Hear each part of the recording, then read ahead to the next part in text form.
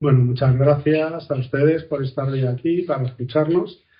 Es un placer pues estar en una universidad, ¿no? Que es donde nosotros nos formamos, ¿no? Y donde nos hacemos científicos y desarrollamos el sentido crítico y pasamos una de las experiencias más vitales, más importantes de nuestra vida, ¿no? También en un ciclo en el que participa el museo, ¿no? El museo somos todos, ¿no? Y es donde los profesionales pues transmitimos nuestros conocimientos a la sociedad, porque al fin y al cabo nosotros trabajamos para la sociedad, ¿no? Y bueno, quiero disculpar a la doctora Sánchez Ramos. Si lo hubiera hecho ella seguramente la conferencia habría sido impecable, pero está de baja por una enfermedad larga, pero se está recuperando. Y a Rafael Barroso, pues que está en Soria, y bueno, venir de la España vaciada a otro espacio tampoco muy poblado como es las tierras conquenses, pues no intentaré. Llevamos muchos años trabajando juntos, pues prácticamente 40 años, pues creo que seré capaz de sintetizar sus trabajos. Yo a nivel personal, pues quería ser arqueólogo desde que tenía 6 o 7 años, ¿no? Y mi padre que dijo, pues no, vamos a desanimarlo. Y con 15 años, después del segundo bachillerato, me mandaron a excavar con Carlos Moncó, que es una persona importante en la arqueología conquense, y me llevaron a excavar a Huete, ¿no? Al cerro de la antigua alcazaba de Huete. Y allí no solo me desanimaron, sino que me inculcaron pues un gusanillo, ¿no? Que no me abandonó. Entonces, hemos trabajado en el Museo de Cuenca cuando éramos más jóvenes y tal. Y bueno, pues estar aquí para nosotros pues es volver a nuestra casa y a un sitio querido. ¿Qué es esto de la tardía antigüedad? Bueno, pues la historiografía esta anglosajona que nos quiere poco a los españoles, ¿no? Pues generalmente acuña términos pues que son de tipo despectivo, ¿no? Pues no comprenden que en nuestro país pues hayan desarrollado, pervivido determinados fenómenos, ¿no? Nosotros somos una cultura clásica, ¿no? Sobre todo del mundo griego, que la traslada al mundo romano, pero bueno, hay un historiador británico, Peter Brown, que ya hace mucho tiempo, en la segunda mitad del pasado siglo XX, escribió un libro que se llamaba The World of Late Antiquity, ¿no? Y ahí ya Peter Brown, que si se fijan en la fecha, ya está hablando del 350 y el 750. Yo estuve en un congreso en el 2011 que los arqueólogos españoles en Cartagena debatíamos si la crisis del cuarto había que llevarla al tercero, ¿no? Peter Brown ya anticipaba que la crisis en el Imperio Romano se producía por lo menos desde Marco Aurelio, ¿no? Antes ya estábamos aquí hablando con el doctor Urbina, cuando trabajó en muchas cosas en Cuenca, pues bueno, que ya había historiadores británicos que lo llevaban a Santonino, ¿no? Es decir, bueno, está ahí un poco. No vamos a hablar un poco de nuestro libro, pero le he puesto 3 trabajos un poco. La doctora Sánchez tiene una formación. Nosotros tenemos una edad y un contexto, no hemos trabajado fuera, leemos y trabajamos en idiomas, pero no hemos tenido una formación internacional. La doctora Sánchez es de una generación más joven que nosotros, ha estado en estancias en Roma, en Italia, ha sido profesora en Burdeos, en la Sorbona, en la UCIEL, ¿no? Bueno, pues ha trabajado mucho lo que es el contexto urbano, ¿no? Lo que significa la implantación del cristianismo en la ciudad. Porque lo que venimos a hacer un poco nosotros aquí hoy es una síntesis, ¿no? De qué significa un poco el mundo este de después de Roma en Cuenca. Rafa hizo su tesis doctoral de lo que sería la época visigoda, la tardía antigüedad de la provincia de Cuenca, y bueno, nosotros llevamos trabajando mucho tiempo desde el año 2005 en el territorio de la sede regia, porque el territorio de Cuenca sin mirar a Toledo sería prácticamente incomprensible, ¿no? Y bueno, pues esto es un poco el espacio, esa es la provincia de Cuenca que ocupa, ¿no?, los territorios de 3 ciudades importantes que están ahí omnipresentes, que son Segovia, Valencia y el Cádiz, ¿no? Y luego, bueno, yo también intentaré ser un poco crítico. Entiendan mi crítica, no es que quiera meterme con nadie, ¿no? Pero los científicos tenemos que ir un poquito más allá, ¿no? Y a veces romper determinados paradigmas, ¿no? En el caso de Cuenca, pues bueno, el tema de la presencia de Roma está hiper representado. Siempre estamos con el tema de las 3 ciudades. Parece que no hay nada más en la arqueología conquense. Ya generamos un nuevo hito, que fue el de las minas de Lapis Specularis, y ahora tenemos uno nuevo, ¿no?, que es el de la Villa de Noeda. No digo que no sea importante, por supuesto que lo es, y son yacimientos excepcionales, pero tenemos que mirar un poquito más allá. Otro tema importante es el de la romanización, ¿no? Nosotros, es decir, que hemos sido y hemos generado un imperio, ¿no?, como es el Imperio Español, además un imperio global.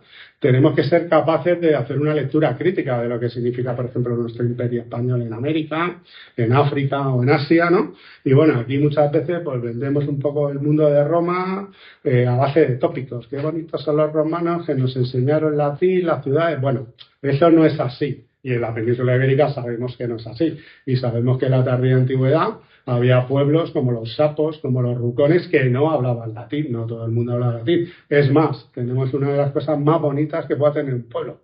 Nosotros tenemos diferentes lenguas, no solo el castellano, y en nuestro país se conserva una, ¿no? Que es el euskera, ¿no? Con diferentes dialectos que vienen mucho antes del latín, ¿no? Es una de las lenguas, junto con el finés, pues la lengua más antigua de Europa, ¿no? Entonces, bueno, es decir, no todo el mundo habló latín y tenemos una lengua viva en nuestra querida península ibérica. Y luego también un tema, la romanización es un proceso en la península ibérica largo y lo van a vivir en el Levante, lo vivirán sobre todo en la Bética, pero nosotros en el interior peninsular no lo vivimos desde el minuto cero, ¿no? Entonces también tenemos que ver que cuando hablamos de romanización, pues realmente aquí siempre, bueno, pues ya tenemos un poco claro que en algunas ciudades como Segóbriga podemos hablar que ese proceso de construcción empezaría con César, ¿no? Incluso podríamos llegarlo un poco antes, pero bueno, que estaríamos hablando que realmente el gran proceso de transformación es a partir de los Flandos, ¿no?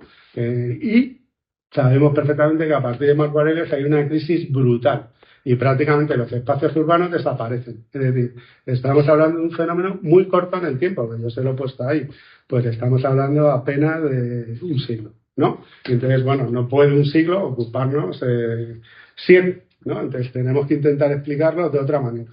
Otro tal problema también que tenemos los arqueólogos es que, bueno, la arqueología nació con unas mecánicas objetuales, ¿no? Claro, los objetos cuentan cosas, pero también permiten contar cosas limitadas, ¿no? Luego en el siglo XX pasamos a eso que llamamos la arqueología contextual, excavábamos yacimientos.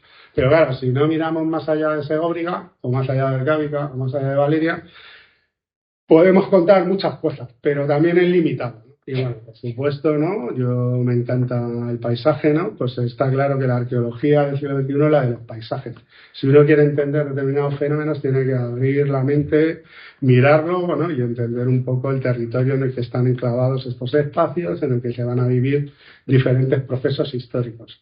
Y luego, nosotros aquí como arqueólogos, pues hemos tenido suerte, ¿no? Que hemos tenido la suerte de poder trabajar en esto, ¿no? Que se llama, bueno, todos trabajamos en la arqueología privada, ¿no? Siempre parece, cuando yo acabé, pues la arqueología era muy limitada, ¿no? Uno podía ser profesor universitario o podía ser conservador de museos y poco más, no había prácticamente arqueólogos, que era lo que le preocupaba a mis padres, ¿no?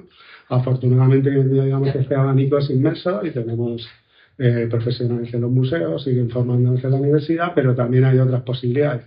Trabajar en el mundo de la arqueología privada. Aquí se inició un proyecto, se desarrolló en el año 2011, después de la crisis, que es la conducción de agua potable de la Nueva Manchega. Era un proyecto que ya se había generado antes de la propia autonomía de Castilla-La Mancha, ¿no? Y bueno, pues este término atravesaba prácticamente desde el norte, desde la zona de la Alcarria conquense, y llegaba hasta la zona de Ciudad Real. Nosotros trabajamos ahí haciendo las prospecciones, trabajamos haciendo parte del seguimiento y sobre todo pudimos excavar muchísimos yacimientos, ¿no? Y bueno, aquí les pongo el ejemplo de la parte de... Voy a ir rápido porque nos extenderíamos mucho. Pudimos excavar en el entorno, localizar, ¿no? Haciendo con nuevas técnicas de prospección y de trabajo, pudimos excavar solo en el entorno de Segóbriga más de 20 yacimientos, ¿no? Estamos hablando de excavaciones en torno a 2.000, 5.000 metros cuadrados, pues si multiplican es una barbaridad. También lo digo, y es así, contamos con recursos, con medios, pero yo creo que nosotros supimos emplearlos bien. También podemos hacer una secuencia desde la prehistoria antigua hasta la época contemporánea, porque para leer el paisaje no es bueno solo centrarse en el mundo romano, ¿no? Si quieres entender esas mecánicas, tienes que intentar desde el minuto cero. Bueno, eso estaría ahí, ¿no? En esa foto, ¿no? Donde podemos ver un poco todos estos yacimientos y luego, bueno, pues lo que viene a significar el curso del Cigüela, ¿no? Que es un gran corredor de comunicación, sur-norte, norte-sur, ¿no? Y bueno, lo conocemos porque lo usaron los romanos para subir para arriba y luego otros, como el Cid, lo usaron para ir para abajo, ¿no? Es decir, bueno, que son mecánicas que conocemos bien. Ahí les veo algunos de estos espacios. Se excavaron muchos yacimientos y nosotros, a diferencia de eso que se llama arqueología sistemática, que yo no comparto, yo nunca he excavado no sistemáticamente, soy muy sistemático excavando. La única diferencia que tenemos entre la arqueología programada y la no es que nosotros no decidimos nuestro proyecto proyecto de investigación, sino que lo vamos construyendo o modificando sobre la marcha, ¿no? Y luego les decía yo he venido a hablar de mi libro. Bueno, no, hemos publicado todos estos libros. Aquí me detengo un momento, porque bromas aparte, yo, y aquí sí hablo en serio, si uno no publica la memoria de excavación, para mí no es un arqueólogo. ¿Por qué? Porque la memoria de excavación es el documento donde uno muestra los trabajos realizados y los somete a las críticas de los colegas. Si no lo publica, pues no hay crítica. Y nosotros, yo personalmente soy científico, entonces nosotros publicamos estos libros. Cierto es que con poco éxito, porque ni se leen ni se citan. Entonces dijimos, venga, pues vamos a animarnos, hicimos el libro gordo de Petete. Lo sintetizamos en 2 libros. Tampoco hemos tenido mucho éxito. Pero bueno, ahí está. Y tenemos colgados todos nuestros trabajos en esas plataformas que están ahora de moda, ¿no? Que se llaman Academia, ResearchGate, Realnet, donde uno puede acceder a estos textos, sea un especialista, consultarlos, utilizarlos para trabajar de una manera docente, porque nosotros trabajamos para ustedes. Yo no trabajo ni para mí, ni para mi ego, ni para mis amigos, que lo tenemos hace muchísimo tiempo superado. Lo pueden consultar ahí y está bien. Tuvimos la suerte de que no solo pudimos trabajar en la conducción manchega, sino también en algunos de los ramales, ¿no? Algunos de ellos, como los nororientales, y también excavar desde yacimientos de prehistoria antigua, como estos al lado de las Pedroñeras, con bifaces en algunas, que en superficie, pero sobre abanicos, bueno, yacimientos, excavamos muchos de yacimientos en prehistoria reciente y luego excavamos unas cabañas de época romana que iban ligadas a hábitats estacionales romanos, de alfareros, de las producciones euricenses, hornos de cal y demás. Y luego, más recientemente, en plena pandemia, tuvimos la suerte de poder trabajar, y lo digo, yo llevo muchísimo tiempo trabajando con el doctor Urbina Martínez, ¿no? Que es un magnífico conocedor de la del hierro, y bueno, y ahí pues hicimos la Carta Arqueológica de Cuenca. El término municipal de Cuenca no es un término municipal, es el supertérmino municipal, ¿no? Y yo les digo que ahí sí se supera. El prospectar ese espacio es un reto personal. Lo sabe bien Dionisio, no funciona el GPS, los problemas de orientación, ¿no? Y bueno, ahí pudimos localizar cientos de yacimientos y sobre todo yo creo que de todo lo que vimos, por supuesto, desde la prehistoria antigua a época de la Guerra Civil Española, pero yo creo que hubo 2 momentos históricos que nos marcaron profundamente, ¿no? Uno es el del hierro, ¿no? El doctor Urbina, que es el que estuvo al frente de los trabajos, nos lo marcó. Ahí vimos lo que significa la romanización, que es muy fácil. O mueres, o eres esclavo, o te echas al monte. Y ahí estaban los que no quisieron ni morir, ni ser esclavos en una mina de lápiz especular, y se echaron al monte. Y ya les digo yo que vivir a 1400, 1600, eso es muy duro y muy complicado. Pues ahí encontramos los hábitats. Esperemos que podamos publicar este trabajo, ¿no? Que es uno de los retos que tenemos ahí. Hemos seguido trabajando, el doctor Urbina en eso. Y ligado un poco a eso, vimos una cosa que es muy típica de Cuenca, que después de la Guerra Civil Española, que vivimos también un periodo de autarquía, muchas familias que no tenían posibilidades se echaban al monte y hacían una cosa que eran los rentos, que era echarse al monte allí 3 familias a 1400, construir una casa con unas cabras e intentar vivir sin que la Unión Resinera te echase, ¿no? Eso también eran unas condiciones de vida que en cierta medida preindustriales y muy parecidas a los de la edad del hierro, ¿no? Bueno, entonces, ese tipo de trabajos, ¿no? Que estarían ahí, pues es lo que nos ha permitido, bueno, lo que yo les voy a contar un poco. ¿Cómo trabajamos? Bueno, pues la recopilación, por supuesto, historiográfica, pues a través, España tiene una cosa fantástica, las hojas kilométricas, la fotografía aérea, ¿no? A través de los trabajos de campo, por supuesto de la prospección. Nosotros trabajamos con los GPS, ¿no? Sistematizando toda la información a través de la inteligencia artificial, el volcado de esa información en los sistemas de información geográfica, en los GIS, ¿no?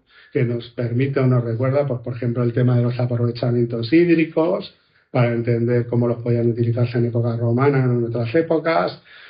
Las modelaciones, la documentación del patrimonio etnográfico, que también es importante y es repetitivo, en la constante reocupación del territorio, ¿no? Y luego ya, bueno, por supuesto, las excavaciones en área, ¿no? Que excavamos pues casi 500.000 de metros cuadrados. Y bueno, pues eso nos dio muchísima información.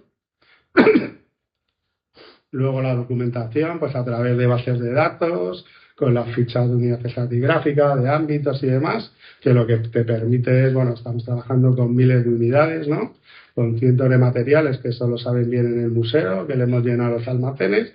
Y bueno, pues lo que empezaba en el 2011, ahí ven que hicimos fotografía aérea con un Zeppelin, hoy en día utilizamos drones, también utilizábamos pértigas. Todo esto ha cambiado bastante. Seguimos utilizando el dibujo, ahí vemos a Catalina Urquijo, ¿no? Y bueno, y luego una parte importante de la arqueología, decíamos al principio que era objetual. En el siglo XXI, lo más importante de la arqueología es lo que no se ve. Las muestras de pólenes, de ácaros, los estudios de fauna antropológicos, los estudios de paleodietas, de ADN, ¿no? Todo eso nos da una información muchísimo más importante que los objetos. No digo que los objetos no lo sean. Bueno, aquí trabajamos con la recuperación de la carpología, los pólenes, las semillas. Y luego también fue importante el seguimiento en obra, ¿no? Que nos permitió acceder a espacios que no llegaríamos. Por supuesto, el procesado de información, que fue ingente, ¿no? El tema del dibujo tradicional, la elaboración de las bases de datos y la identificación de nuevos productos, como las colmenas, la utilización de los escáneres láser para las piezas más significativas.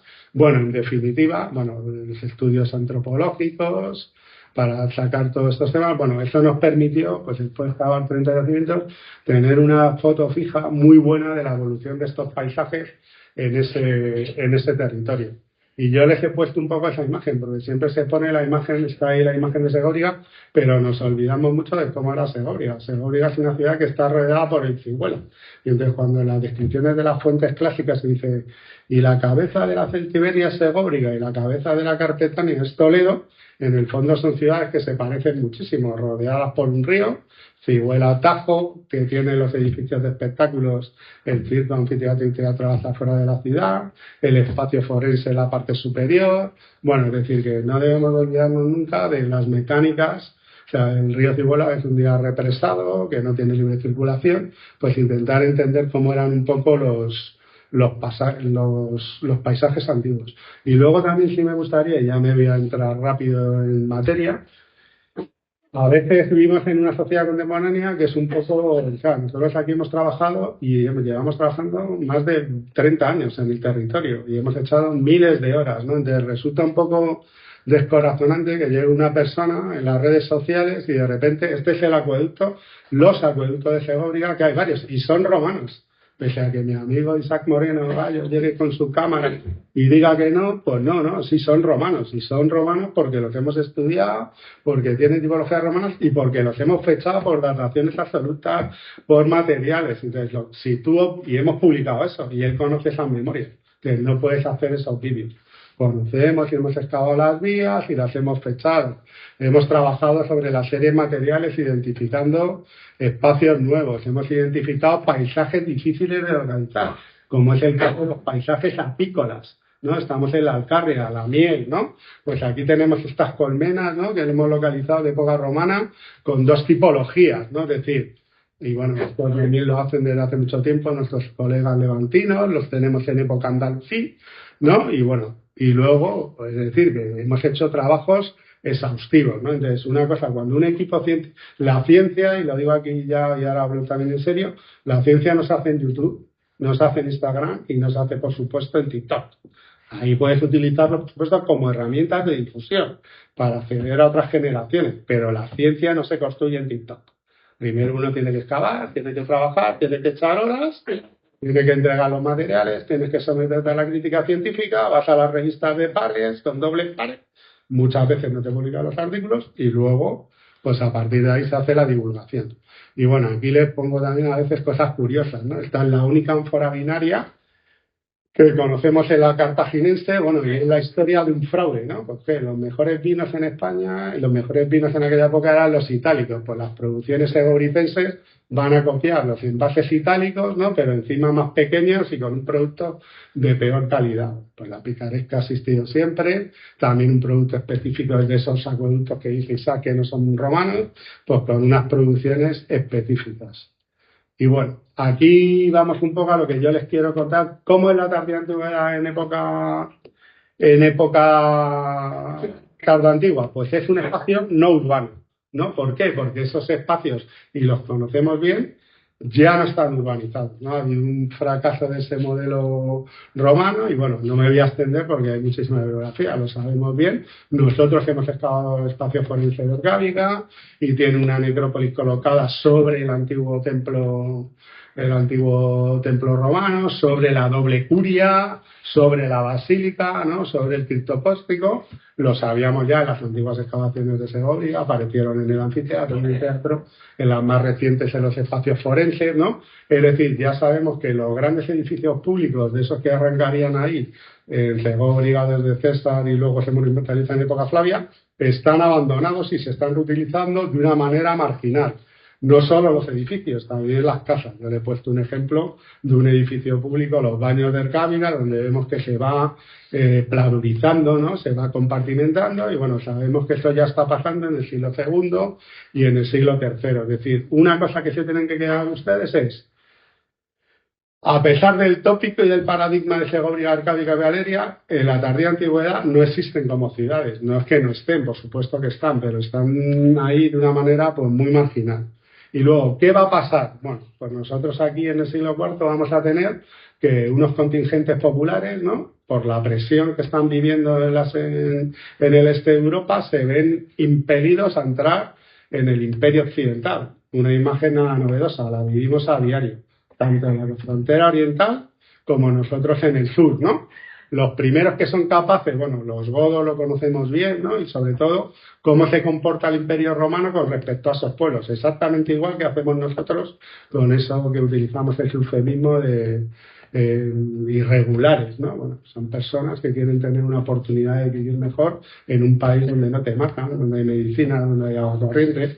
Pues eso es lo que querían los visigodos, ¿no? Y bueno, el Imperio Romano pues hizo exactamente igual que nosotros, ¿no? Y eso les llevó a que los visigodos y otros pueblos pues les trituraron en la batalla de Anópolis del 378, ¿no? A partir de ahí, pues digamos, no hay posibilidad de defensa prácticamente de la zona oriental y aquí en la península ibérica van a entrar 3 contingentes populares. Los suevos, los alanos y los vándalos, ¿no? Los suevos es un contingente germano que tenía muchísimo prestigio, pero prácticamente había sido pulverizado en el paso del Rin. A ese contingente se suma pues elementos hunoides, asiáticos y se van a colocar en la parte de la Galaecia. El contingente más importante era el de los alanos. ¿Por qué? Porque ellos llevaban sirviendo al imperio como catafractos, como caballería pesada desde hace muchísimo tiempo. Y luego los vándalos que se van a colocar en la Bética. Por la presión que van a tener, abandonarán Hispania y se colocarán en el norte de África, donde fundarán un reino. Los que van a acabar con los alanos y parte con los suevos son los visigodos, pero ahora ya como pueblo federal, es decir, como mercenarios, ¿no? Un poco como la policía esta que usan los norteamericanos, ¿no? Que utiliza a los hispanos para echar a los hispanos, ¿no?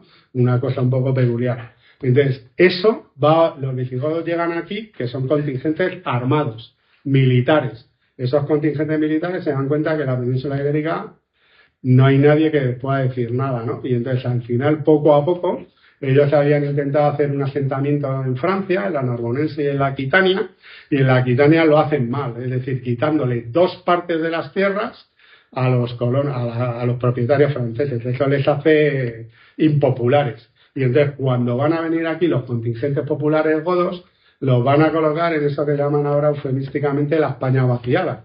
Que no es que esté vacía, vivimos aquí, los que vivimos en la España vaciada vivimos, pero claro, en mi pueblo hay 20, no hay 8 millones como en Madrid, ¿no? Entonces claro, pues si vienen 5, pues tampoco se molesta mucho. Y se va a aprovechar también otro tema importante, que esos territorios formaban parte en gran medida de la red privada de la familia de Teodosio, ¿no? Es decir, bueno, pues colocarlos ahí, que son esas provincias de Soria, Guadalajara, Segovia, Madrid. Cuenca no formaría parte de ese proceso. Hemos excavado muchas necrópolis, yo he puesto Tinto Juan de la Cruz, Cacera de las Ranas, no he puesto en Madrid las 2 más importantes. Se acaba de publicar Castilla-Tierra, que es la necrópolis más importante, lo ha hecho Luis Javier Balmaseda Moncharán, que ya ha muerto, y bueno, en Madrid se han excavado 2, que es la de Gózquez y la de Vicálvaro, que bueno, están todavía en curso de investigación, y por eso no las he colocado. Ahí ven un poco cómo distinguimos pues a los visigodos. Los visigodos siempre se decían, no, es que vestían, bueno, ya hemos roto el tópico de que eran rubios y demás, bueno, es decir, son contingentes que tienen una mezcla muy importante porque vienen de las estepas y están en la parte oriental del imperio. Y luego siempre decían, visten a la germana, no, visten a la oriental, visten como vestían los romanos orientales, que no es como se vestía en Occidente. Aquí ven algunos de los ajuares femeninos y masculinos, y yo les he puesto aquí una diapositiva. Esto es de una tumba tardorromana, de una mujer tardorromana, ¿no? Y bueno, viene como ves, que es del siglo IV, de una de la necrópolis de las Zorreras, en Guadalajara. ¿Y cómo iba vestida la romana? Pues llevaba unos botones de azabache, unos apus crinalis, unas agujas, un colgante con una luna, con una selene, y luego llevaba un bote con su perfume, que hemos podido identificar, y demás. Aquí vemos una mujer que aparecía en Mérida, que dicen que es sueva. Bueno, yo les puedo decir que por los ajuares que lleva, no sería sueva, ¿no? Sería una lana, porque los suevos no llevan este tipo de mecánicas del Imperio Oriental. Y luego le he puesto aquí una imagen que rompe muchas veces, que hemos publicado en el Boletín de Arqueología Medieval, que es una aristócrata goda con unos pavos reales que lo están copiando de la emperatriz directamente. Eso es un tesoro rumano impresionante, ¿no? Y entonces lo que hacen primero luego eso lo copiarán en piezas de oro, luego se copiarán en piezas de bronce doradas. O sea que realmente lo que tenemos en la península ibérica no son estas super piezas de lujo, lo que estamos viendo es los ajuares de los pobres, ¿no? Que intentan copiarlo, la chatarrería, ¿no? Pero lo que les quiero yo decir un poco es que se viste, es decir, aquí ven un poco las tres modas femeninas, la de las hispano-romanas, la de la primera oleada de los contingentes populares y la de los segundos. Que vistas así no quiere decir que seas godo o que seas alano, ¿no? O que seas hispano-romano, pero que sí que te adscribes a esa idea. Y eso es un poco... Dicen, pero ¿eso cómo puede ser? Por ejemplo, uno va al metro en Madrid y ve a la gente con los pantalones bajados, sin cinturón, con las camisetas y visten como los dominicanos, las bandas dominicanas. ¿Son dominicanos? No.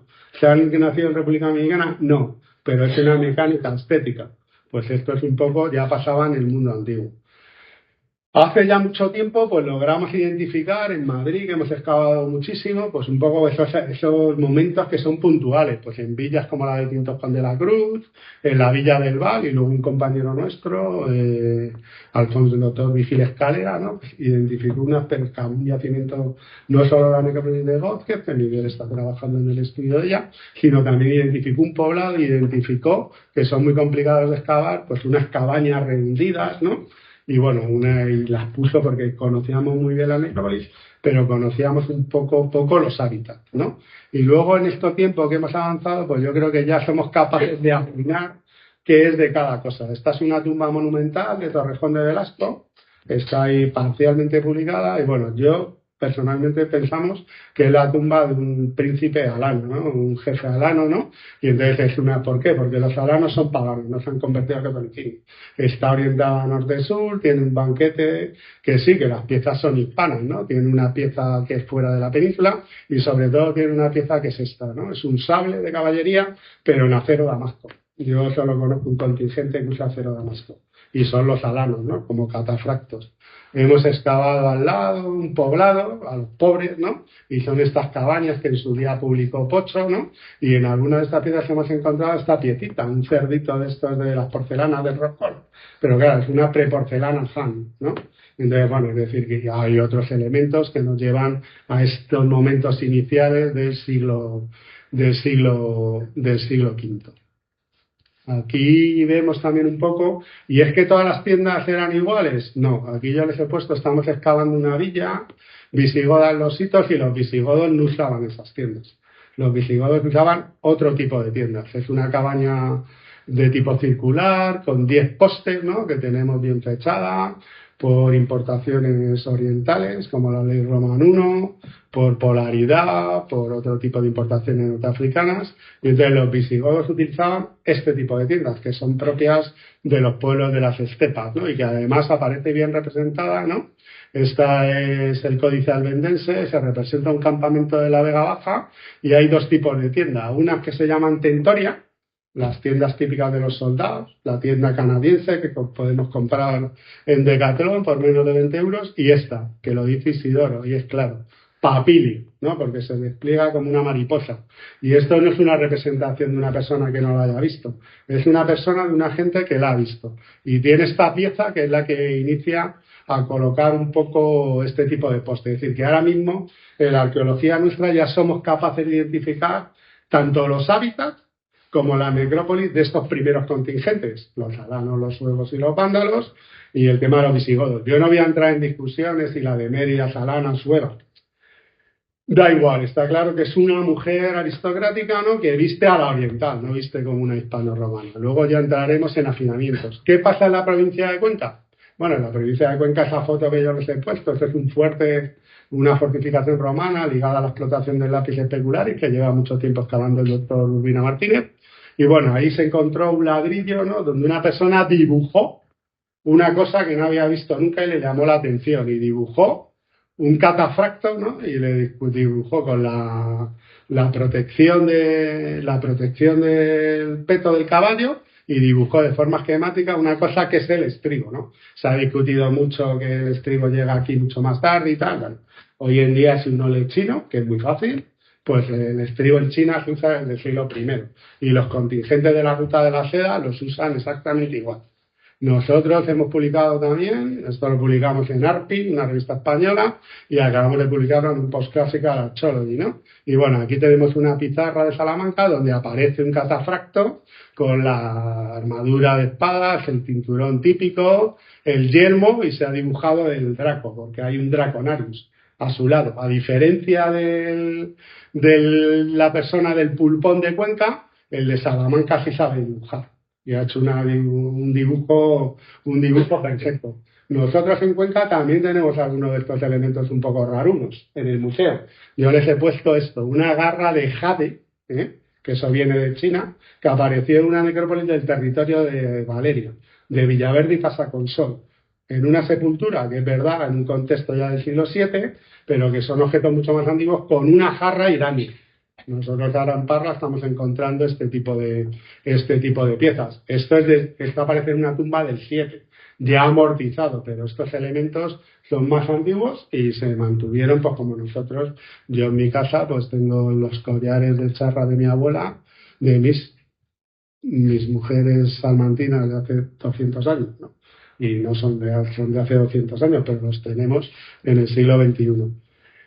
Esta reutilización de espacios fortificados no es una novedad. Nosotros excavamos, no en el territorio conquense, pero prácticamente cerca, en el curso del Cigüela, una casa fuerte romana, ¿no?, que es la casa fuerte más grande que se ha excavado. Las conocemos muy bien en el oeste peninsular. Aquí no, será porque no estamos acostumbrados. Y tiene una reocupación. Esto va ligado al velum civile, ¿no?, entre Pompeyo y César, ¿no?, pero tiene una ocupación tardía. Bueno, y aquí la ven ustedes con las africanas Ds, con la cerámica de cocina africana y, por supuesto, con las ánforas oleícolas y binarias del norte de África. Otro aspecto, conviviendo con esas oleadas que llegan de contingentes populares, pues estarían las villas. Nosotros aquí tenemos, bueno, el top 10 de la villa conquense es Noeda, ¿no?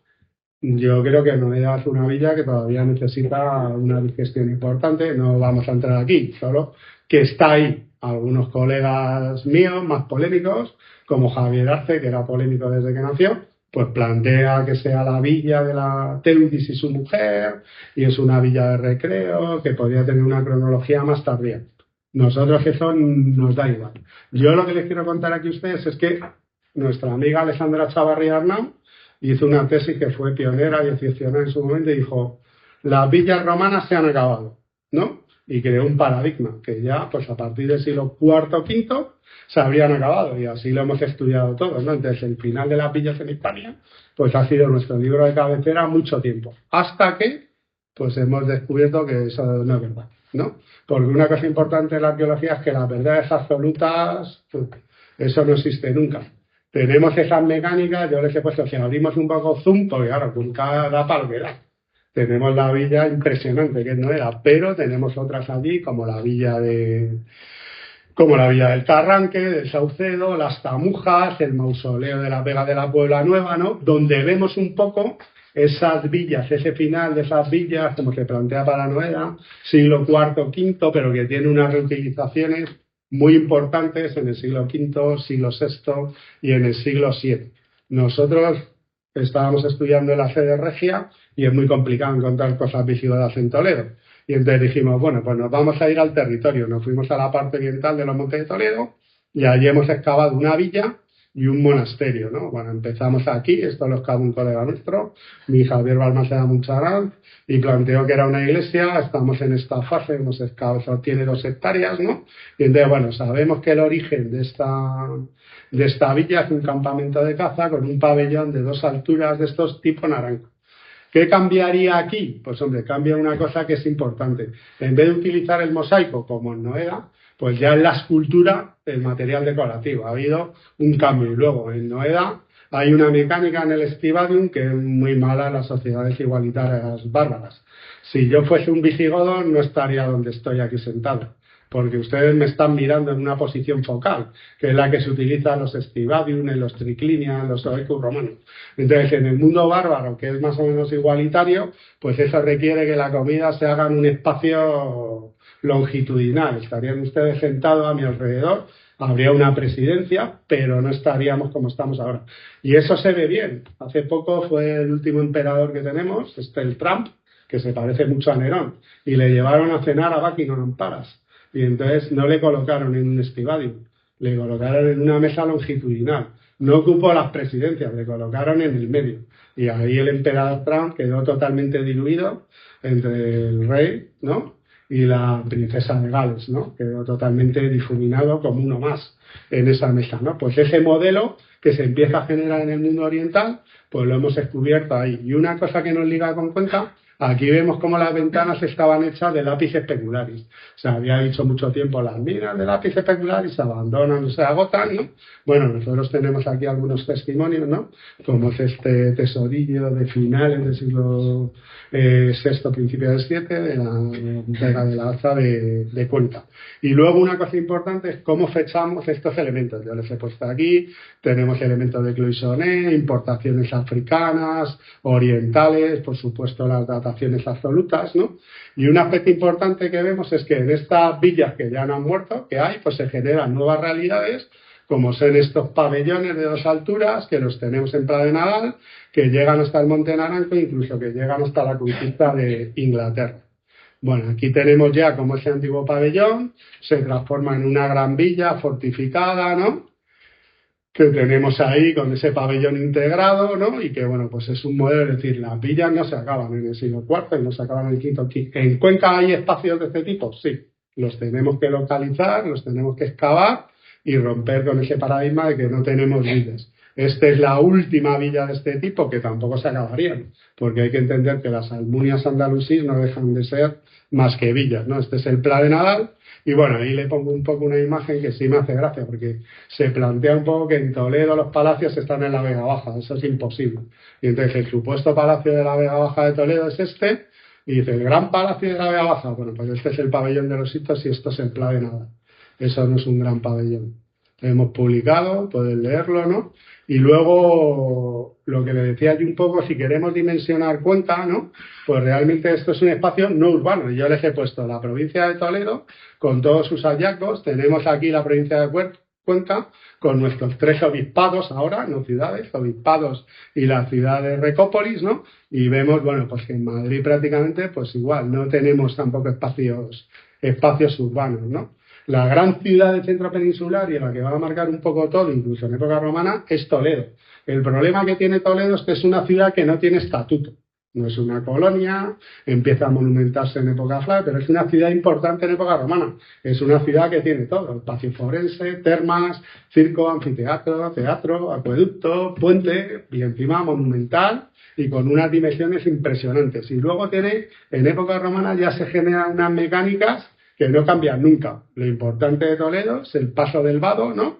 Y luego tienen el espacio forense, donde va a estar luego todos los espacios de representación. La catedral visigoda, la mezquita, la catedral actual, el espacio de fortificación, pues ahí está, el Alcázar, que llegó hasta el año 36. Y luego un espacio suburbial, funerario, alrededor del circo. Esa mecánica la hemos estudiado desde el año 2004, la tenemos triturada y superpublicada. Y bueno, y ahí sería un poco esa imagen que también nos recuerda y nos retrotrae muchísimo a lo que es esa mini, claro, esto tiene muchísimas más hectáreas, a lo que sería Segovia. Y por supuesto, pues lo hemos publicado hasta Burritos, ¿no? Y luego muchas veces lo complicado es establecer paralelismos. Nosotros nos hemos prácticamente, o hemos excavado, o hemos estudiado la totalidad de las eclesias del territorio de la CDR, incluidas las conquenses, ¿no? Entonces, ¿hay un modelo de iglesia? Pues yo les he puesto todas las que hay. Si se fijan ustedes, y ahora lo veremos, pues no mucho. Esta es la de la Cabilda monástica, esta es la iglesia propia de los Ictos, esta es una iglesia monástica de San Pedro de la Mata, este es el mausoleo funerario de Melque, esto es un mausoleo funerario suburbial y aquí tenemos la iglesia de Recópolis. Entonces, esto es un tema que estaría ahí. En las ciudades, ¿qué va a pasar en Cuenca? Pues es decir, en Cuenca a partir del siglo VI va a confluir dos momentos que son muy importantes para el relanzamiento de lo que es la vida urbana en nuestra provincia. Uno que es muy importante va ligado a un tema meramente político. Tenemos ya, digamos, desde el Teudis, vamos a ver cómo Toledo es un espacio urbano importante. Y ligado a Uteudis veremos toda una serie de fenómenos. Pero sobre todo hay un personaje que son Leovigildo y Goswinta. Y digo Goswinta porque Goswinta hay que tenerla en cuenta, ¿no? Entonces ellos van a generar un espacio urbano potente. Y entonces se intentan relanzar espacios como por ejemplo Segovia, y ahí habría que ver determinadas actuaciones, y luego se genera en el territorio orcavicense una ciudad ex novo, que es Recópolis, ¿no? Ex novo, que eso tiene unas implicaciones, porque claro, para que una persona rompa con la ficción imperial, ligado a lo que es la figura del emperador, está la fundación de ciudades, la emisión de moneda, la generación de crónicas, ¿no? Entonces, bueno, pues en Segovia conocemos porque se excavó desde hace muchísimo tiempo. Bueno, tenemos una basílica, habría que pensar que tenemos una basílica intramuros, que es la más antigua, ¿no? Y que estaría ahí ocupando el antiguo espacio termal, con la procesión de San Bartolomé, donde Jas Lung publicó unas placas, ¿no? Que estarían fechadas ahí en torno a esos momentos. Y luego conocemos desde hace muchísimo tiempo, porque claro, si no, la primera excavación que se hace en la península ibérica, que es eso que se ha llamado la Basílica Exterior de Segovia, ¿no? Que es un espacio con un ábside, con una nave perpendicular, un gran espacio abierto, con toda una serie de elementos, ¿no?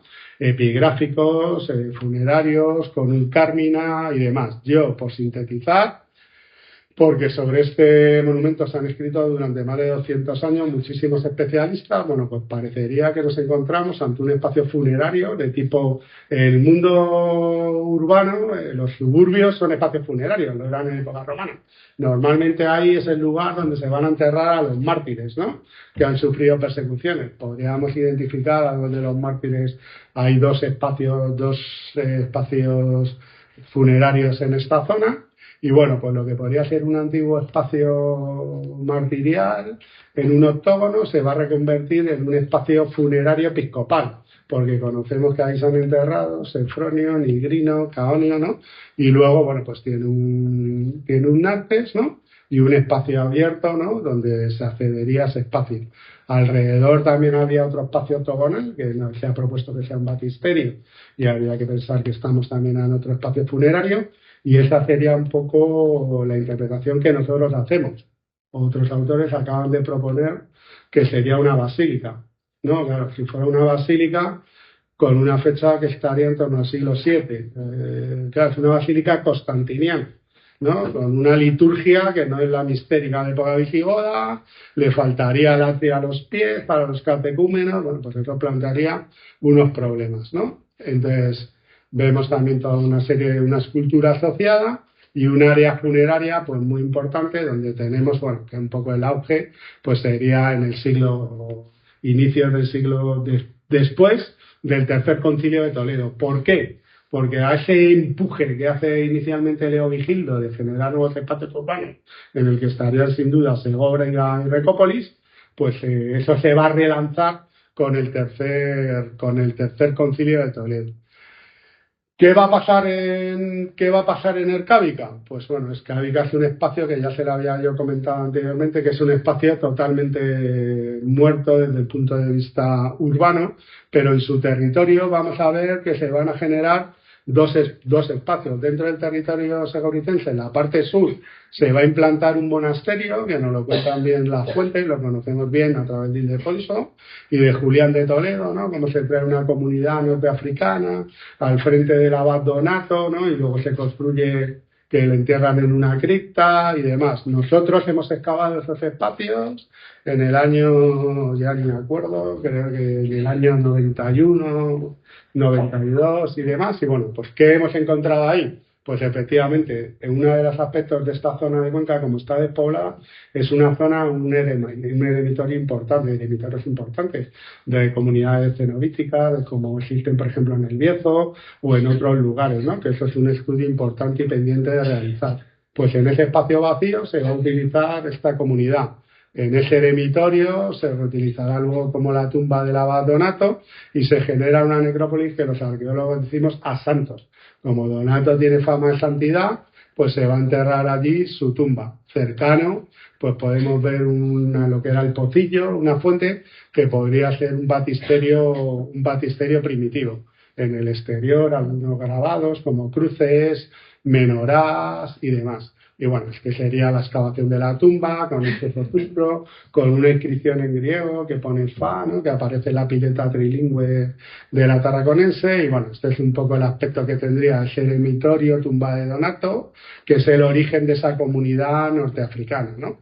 La excavación de este batisterio Pocillo Fuente, y luego lo que realmente es importante es este espacio, ¿no? Es la generación del monasterio. Este es un monasterio que sí tiene una importancia no solo por la génesis de que es el abad Donato, su segundo abad ex Eutropio, que es la persona que hace como la tutoría a Recaredo cuando está en esta parte del territorio. Lo mismo que a Hermenegildo lo hará Leandro, el hermano de Isidoro, en Sevilla, ¿no? Entonces, bueno, aquí es muy probable que Eutropio pues convierta ya a Recaredo en privado al catolicismo y demás. Este monasterio tiene 60 monjes, una biblioteca, y luego lo importante de los monjes norteafricanos es que traerán una regla, es decir, que regula su comportamiento, ¿no? Y entonces y ya genera una planta que es monástica, que siempre se dice, la primera planta monástica del mundo aparece dibujada en Saint-Gall, en Francia, sí, pero por exportación de la cultura española, cuando es 711, muchos de los emigrados hispanos van a Francia, y eso permite el renacimiento carolingio. Carlomagno sin los emigrados hispanos sería impensable, ¿no? Entonces, bueno, ¿cómo es este monasterio? Parece que tenemos una zona de celdas, una iglesia con 3 naves, con un posible campanario y una cilla que pervive hasta época mozárabe. Lo tenemos decorado con capiteles, canceles y pilastras en una escultura que sería del siglo VII. Y luego tenemos un aspecto también muy importante, que es que este monasterio, después de 711, no se hace un apagón, sino que vamos a tener una pervivencia, ¿no? Entonces sabemos que tanto el obispado de Erkábika como el monasterio van a pervivir hasta bien entrado el siglo IX. Cuando ahí ya empieza a haber realmente una presión por parte del mundo andalusí sobre estas comunidades, sabemos que se emigra al norte, ¿no? Y que Sebastián pues será el primer obispo de Orense, ¿no? Y bueno, lo tenemos bien fechado porque se estudiaron unas producciones cerámicas que estudió nuestra colega Yamina Álvarez Delgado, ¿no? Y porque hemos encontrado unos dirham y unas monedas de plata. Hoy en día parece que un equipo del Consejo Superior de Investigaciones va a trabajar en este espacio. Nosotros tenemos los diarios de Yamina, Palomero, los de Moncoy, los nuestros, pues bueno, que caben y ya veremos qué nos cuentan, ¿no? Les deseamos toda la suerte del mundo. Y bueno, el otro espacio, aquí nosotros llegamos, cuando digo que somos viejos, es que somos viejísimos. Cuando yo era casi un niño, hicimos pues, como las primeras fotografías aéreas con José María Solías, ¿no? Pues estudiamos, mi Juana Abuelamo, estudiamos la fotografía aérea y vimos que el territorio ercavicense se mantenía en las centuriaciones. De la parte sur es esta donde se va a colocar el monasterio servitano y en la parte norte donde se va a colocar la ciudad de Recópolis, ¿no? La ciudad de Recópolis, bueno, el último director ha sido Lauro Olmo, pero ahí ha excavado mucha gente. entre ellos Juan Cabré, que es uno de los mejores arqueólogos, y Encarnación Cabré, excavó Radas, excavó Rodrigo de Baldín, excavó Javier Arce, ha excavado mucha gente que excavó todo esto que hay aquí. El equipo más contemporáneo pues ha excavado la parte sur y es un yacimiento también que plantea muchísimas problemáticas. Yo no me voy a extender aquí ahora. Nosotros a lo que nos interesa es que esto es una ciudad, es decir, sí parece lo que yo le voy contando, como hay, yo le he dicho, se han acabado las ciudades, no, pero parece que gracias al relanzamiento de Leovigildo Gopinta y después del Tercer Concilio de Toledo, pues sí hay una reurbanización del territorio con una recuperación de las antiguas ciudades como sedes episcopales y además le ponemos una ciudad nueva que no existía, que es en la parte norte, Recópolis. Esto podemos, porque los arqueólogos que nos encantan las polémicas, pero está claro que es un espacio urbano, ¿no? Y entonces eso es importante. Luego yo solo le pongo un ejemplo solo con el nombre, ¿no? Recópolis. Dicen, no, es que es la ciudad de Recaredo, ¿no? Y esto es una guasa, pero esa, hombre, si es la ciudad de Recaredo se llamaría Recarodopolis, ¿no? Porque no conocemos a Pócopes en las ciudades que llevan nombres. Constantinopla, ¿no? Incluso en época moderna. No se llama Estangrado, es Stalingrado, ¿no? Entonces, bueno, lo que sí parece es que Recópolis, que esto se había planteado ya en el siglo XIX, es Rexpolis, la ciudad del rey. Sin más, que es un nombre que es bastante recurrente. Por ejemplo, Melke viene del árabe Balaka al-Melik, el lugar del rey. En los hitos, la vía que comunica con el sur de Andalucía se llama el Camino del Rey. Bueno, pues estaría ahí, tenemos ese yacimiento. Yo les he puesto aquí una imagen que ven al sur, pues la parte está de Recópolis con el tamaño de la villa de los hitos, y bueno, pues aquí tendríamos el elemento más significativo de todo esto, pues sería la iglesia. Aquí sí yo le hago una puntualización, porque esto es una cosa que en origen en la ciudad es una ciudad militar, fiscal. El propio Javier Arce, polémico, ¿dónde está ya? Pues le dijo a Lauro Urbana, no, esto no es un palacio, estos son unos torres. Yo no voy a entrar, ahora mismo no forma parte de mi mecánica de, bueno, está claro, es un espacio urbano, si es un palacio de un hórrea, pues ya lo veremos. Pero lo que sí es claro es que esta planta anómala de la basílica, de algunos elementos internos, pues le llevó a plantear a Rafael Barroso en Tucesis, ¿no? Que son estas basílicas que son muy típicas del norte de África, que no son basílicas religiosas. Son basílicas fiscales, ¿no? Que son estas, yo le he puesto aquí, Rafa, los paralelos y ahí estarían, ¿no? Y aquí también hago un hincapié, que muchas veces yo creo que, claro, digo, no, es que la basílica exterior de Segovia es una basílica, ya, pero el propio equipo que plantea que es una basílica, la inscripción, el carmín epigráfico de ese interior, que se fecha tradicionalmente en el 550, lo suben en el 600. Yo no conozco ninguna basílica con planta de Constantino en el siglo VI. No existe. Y le faltan elementos. Entonces, si tú planteas una hipótesis, tienes que poner todo encima de la mesa. No es decir, que no vale solo con hacer una infografía, ¿no? Entonces, yo creo, bueno, pues Rafa plantea esto y luego es verdad, ¿dónde estaría el obispo? Porque ahí lo sabemos bien, como hay un momento que cuando Eutropio es abad de Servizano, tiene un conflicto con los monjes y van a quejarse al obispo, que este nos da mucha tralla. Y el obispo se llamaba Pedro, ¿no? Y entonces, ¿dónde estaba el obispo del Cádiz? Nosotros hemos planteado un poco que estaría ahí. Eso es una mecánica que es muy típica en el mundo cristiano.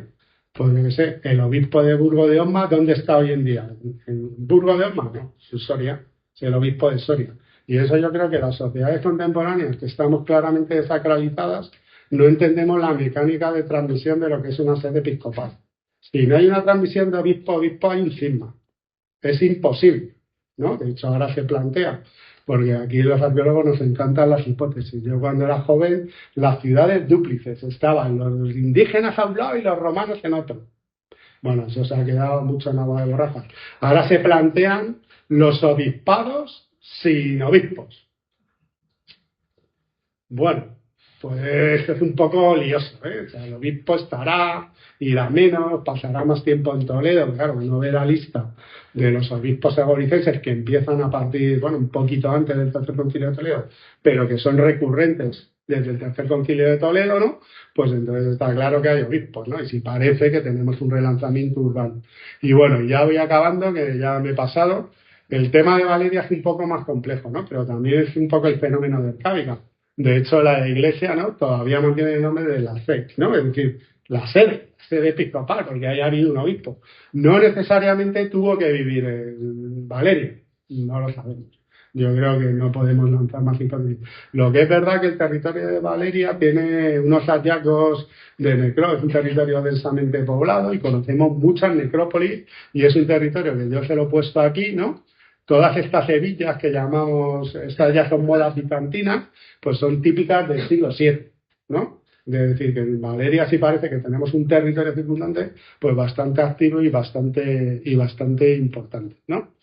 Y bueno, en conclusión un poco que sacaríamos, pues que efectivamente sí, en la tardía antigüedad pues vemos un poco el impacto, las villas unas se acabarán, pero por supuesto encontraremos unas nuevas, y si hay un relanzamiento urbano importante, a partir del 550, ligado primero a intereses políticos de la ciudad de Toledo, de la configuración del nuevo reino, y luego a los intereses, claro, ya del reino post Tercer Concilio de Toledo, donde la Iglesia Católica tiene un peso activo importante. Y ya acabo y les juro que no les machaco más. Yo les he puesto esta imagen y yo creo que es muy significativa. Esta es una imagen del Códice Albendense, ¿no? Entonces, y ahí se sintetiza bien cómo es la ciudad, esta ciudad tardoantigua que nosotros vemos. Está la ciudad amurallada, por supuesto. Cuando se construye Ercávica, Ceóbriga, tenían murallas, ¿no? Que los definía como espacios urbanos y serían todavía visibles. Recópolis se le dota de murallas y lo dice bien claro. Moenia es suburbio, ¿no? Se especifica bien claro. ¿Qué son importantes en esos espacios? La iglesia principal, en el caso de Toledo es una catedral, es primero la sede de la cartaginense y luego lo será la sede primada de España, ¿no? Y luego una basílica suburbial, ¿no? Y también tiene una basílica pretoriense. Ese espacio suburbial, ¿no? Que es totalmente campamental, ¿no? Que lo veremos ahí y es recurrente, ¿no? Y bueno, ahí yo les he puesto esa imagen un poco de Toledo, ¿no? Pues con la zona amurallada, con el antiguo espacio forense ocupado por la iglesia de Santa María, el espacio pretoriense y ese espacio suburbial funerario. Aquí vemos un poco una imagen de Recópolis con su muralla. Ya no tiene, claro, Recópolis no tiene un espacio forense porque el foro no existe, pero sí se ha intentado recrear ese espacio en alto, Palacios, Orreas, nos da lo mismo, pero sí es verdad que se ha intentado hacer esa imitación, o sea, de los espacios que definen una ciudad, la muralla, los suburbios y los espacios de poder, ¿no? Donde están las élites, sea el obispo, sea un dux, ¿no? Que está controlando el acceso del Valle del Ebro. Y es decir, bueno, ¿qué conclusión tenemos que sacar nosotros? Que a pesar de que estamos en un territorio marginal de la sede regia, en el sentido que somos un territorio marginal porque somos poco densamente poblados, porque los intereses económicos de las élites en estos momentos son ganaderos y ha fracasado la tríada mediterránea del olivo, del trigo, y ha fracasado porque sabemos que importan aceite de África y porque traen vino de África o de Oriente, ¿no? Es decir, España, que era la gran productora de aceite del mundo romano, ha fracasado, pero que sí hay una revitalización. Y esa revitalización se ve incluso hasta cómo se reactivan esas minas, porque hemos encontrado la Pis Specularis en la Villa de los Hitos, o esos tesorillos que les enseñaba yo. Es decir, que está claro que vamos a vivir un renacimiento cultural importante, con personajes muy significativos. Piensen que Eutropio, segundo abad del monasterio servitano, es el germen de lo que va a ser el monasterio agaliense, donde estará el Ildefonso Isidoro, y luego Eutropio será, una vez que se reconquista la parte de la cartaginense marítima, Eutropio es el primer obispo de Valencia, ¿no? Es decir, son personajes, aquí vamos a tener personajes de primer rango. Es decir, bueno, somos una provincia con escasa densidad de población, pero que hay relanzamientos urbanos y sobre todo, no nos hemos podido extender, pero que hay una ocupación de territorio densa, que lo vemos en la necrópolis y lo vemos, por ejemplo, en zonas donde no había tanta población, pues se colocan eremitorios, ¿no? Es decir, que realmente vivimos fenómenos importantes. Y bueno, al cabo, y sí me gustaría recordar un poco, después de la pandemia, pues hemos tenido unas bajas importantes, ¿no? Yo me crié con Santiago Palomero, con Manuel Osuna, ¿no? Y bueno, yo creo que fueron buenos arqueólogos, buenas personas, También nosotros hemos perdido a Luis Javier Balmaceda Mucharán, que fue conservador del museo y accedimos a muchas de sus colecciones. Y en el pueblo donde estábamos, pues a nuestra alcaldesa pedánea, ¿no? Que es la que desarrolla un poco, si nosotros estamos trabajando ahí en el territorio oriental de la Monte de Toledo, pues es por una alcaldesa del pueblo. Se critica mucho a la clase política, ¿no? Seguramente sea los del Congreso y los del Senado, pero en nuestros pueblos de la España donde estamos, pues sin este soporte municipal, pues no existiríamos, ¿no? Entonces, bueno, pues yo sí quería recordar a estas 4 personas, ¿no?, que han fallecido en estos últimos años, y yo desde aquí lo lanzo, que le debemos un homenaje a Santiago y a Manuel Osuna, que se lo debemos hacer. Yo estuve aquí hace mucho tiempo en el homenaje a Paco Suárez, ¿no? Se hizo una monografía, pues deberíamos hacer un poco el esfuerzo por recopilar un poco su obra y publicar alguna cosa en su honor. Y bueno, pues muchas gracias y quedo a...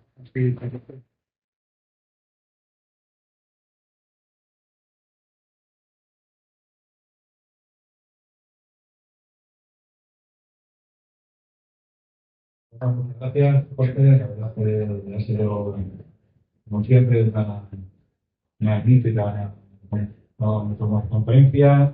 Que han sacado todos los palos. La verdad que yo creo que a todos nos ha tocado algunos de los aspectos que más pues, menos nos interesan en este caso. La verdad es que bueno, te agradezco también que te hayas tenido también el tiempo, que hayas visto, que hayas demostrado también que más allá de la necrópolis, en el mundo del tiempo hay otras cosas, ¿no? Que te parece que se olvida, ¿no? Entonces, bueno, la verdad es que ha sido muy interesante. No sé si alguien tiene alguna duda, algún comentario. ¿Sí?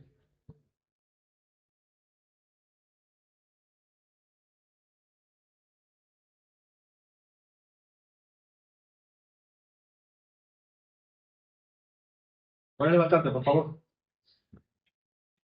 No, te levantas. Si te levantas, a lo mejor te oímos. Un poco a partir de que cae el Imperio Romano y bueno, que cae todo el sistema que es el Imperio Romano de Occidente, viene también un poco la caída del sistema legislativo y con ello muchas de las infraestructuras se dice que en teoría van a ir decayendo, porque ya no está todo el tema ahí gordo para decir que uno mantiene más en marcha. Sí que ahora creo que soy. Pero se ve también en la época de los visigodos o un momento en el que realmente haya una decadencia de las infraestructuras que permiten esto o que se empiezan a usar nuevas tecnologías tipo los molinos, porque los molinos es una cosa que empieza muy local, no necesitas que haya un gran estado detrás para construirlo, se puede construir a niveles naturales. Ahora que me estoy diciendo tonterías. No, no, mira, te cuento que es interesante, pero vamos a ceñirnos a lo que estamos, ¿eh? Nosotros en la provincia de Cuenca tenemos claro que la crisis no empieza ligada a la llegada de los contingentes del siglo V, sino que ya con Marco Aurelio las ciudades están colapsando, porque hay una crisis urbana importante. Y los acueductos, los sistemas de abastecimiento de agua de Segovia se abandonan a partir de finales del segundo, principio del tercero. No tiene nada que ver con la llegada de los contingentes populares. En época visigoda no es ninguna época de decadencia. Lo único que estamos cambiando, una realidad política que era un imperio, ¿no? Un imperio expansionista como era el romano, y sobre todo basado en una cosa. ¿Por qué triunfa el cristianismo? Pues por una cosa que es muy importante. El imperio romano se mantiene con la esclavitud y la guerra continua. No sé si lo suena esto un poco, que lo estamos viviendo.